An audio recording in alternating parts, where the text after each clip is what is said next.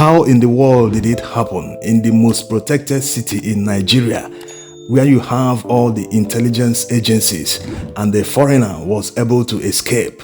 It shows how lax Nigerian security agents are.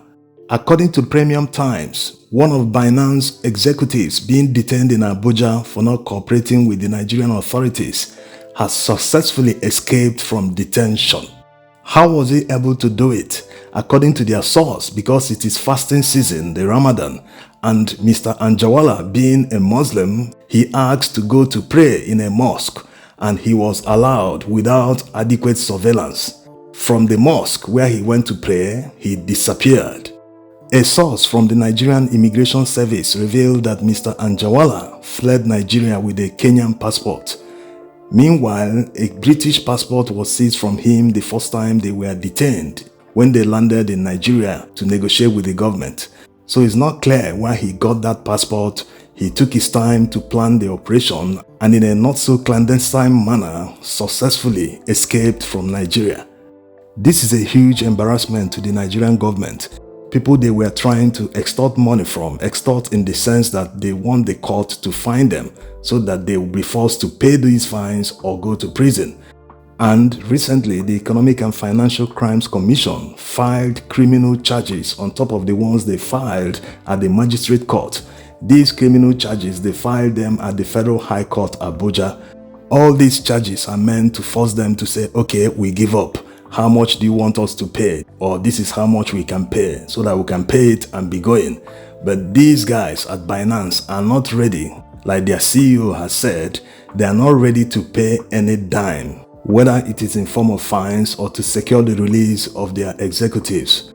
The Nigerian government might be doing this thinking that if they push hard, that Binance will be forced to yield. After all, they paid a few billions to the US government some time ago as some sort of fines. Now, let's look at the backstory, how we arrived here. When the Nigerian exchange rate was going haywire, at a time it reached 1,900 Naira to $1, the Nigerian government accused Binance and other crypto platforms of speculating on the Nigerian exchange rate. So that speculation, according to the government, caused the fall of the Naira. To counter them, the government instructed all telecommunications companies in Nigeria to block access to Binance and other crypto platforms. When that was done, Binance decided to negotiate with the Nigerian government to see if they will restore access to their application. But when they flew in to negotiate with the government and the government were making demands they couldn't yield or accept, the government detained them and seized all their passports. Among the demands made by the Nigerian government was that they reveal the list of their subscribers in Nigeria. All users from Nigeria, the government wanted to see their list, their names, every information they collected when they were registering for the service.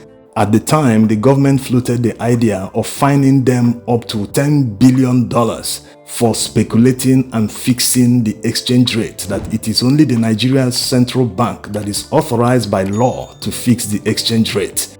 Binance denied all this and refused to pay any fines. The government later reduced their demand, asking that they release top 100 users of their application in Nigeria. Of course, they refused that one also. That was why they went back to court to extend their detention. Now, like already said, they have added criminal charges from another court, that's the Federal High Court in Abuja. By the way, since the clampdown on crypto platforms in Nigeria, the Naira has coincidentally stabilized. But it is not the crypto platforms that are making it stable, it is something else. First of all, this season, all major currencies are gaining against the dollar, Naira inclusive. Apart from that, the central bank has started selling foreign exchange directly to the Bureau de Change operators. Before now, they weren't doing it. And another major factor is that they are selling to them at a fixed rate of about 1,300 Naira to $1. This rate is fixed. It has nothing to do with NAPEX, the official window where they trade Naira and other currencies. This new measure by the central bank means that Naira is no longer fully floated, or you can say that it is now partially floated, because no matter the rate the Naira is trading at the official window, the rate at which they sell to the bureau de change operators remains the same. So it's not a coincidence anyone trying to link the two is making a mistake. If the central bank didn't take all these measures, the Naira would have crossed 2,000 Naira to $1 by today. It also means that they have reversed the policy of Naira flotation. Yes, this will not be the first policy they have reversed, but who knows why they did it in the first place. They didn't need to devalue the Naira, float the currency, and at the end of the day reverse everything. Who benefited from the error, if it was an error, because it looks like many billionaires were made during this time.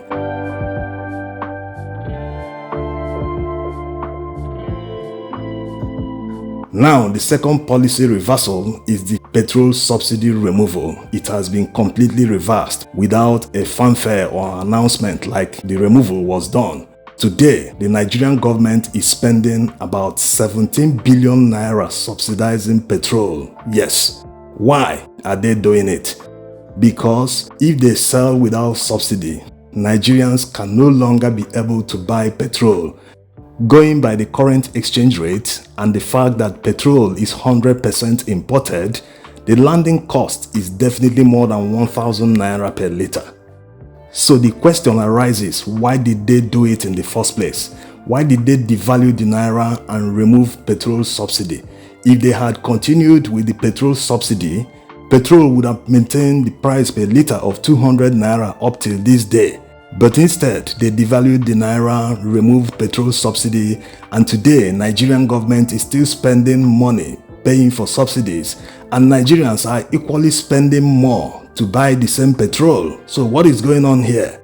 Why is petrol still expensive when they are subsidizing it to the tune of 17 billion naira per day? You see, we've hammered on this in many videos, the implementation of the subsidy removal and the Naira flotation, that they were wrong and the timing is equally wrong. You cannot be removing petrol subsidy and devaluing the Naira at the same time. How is the economy going to survive? How are people going to continue when their salaries were never increased? It doesn't make any sense. It didn't make sense at the time, but it is good that they have reversed everything today without publicity. Maybe they have achieved what they wanted to achieve underground, no one knows, or they are simply ashamed of accepting that they were wrong. Yes, look at the food inflation we have today. Prices of goods have doubled, in some cases tripled, just because someone woke up, he didn't think about anything. He did not even constitute a federal cabinet to look at the cons and pros of the subsidy removal or Naira flotation. He just did it on his own without looking at the consequences. And here we are today.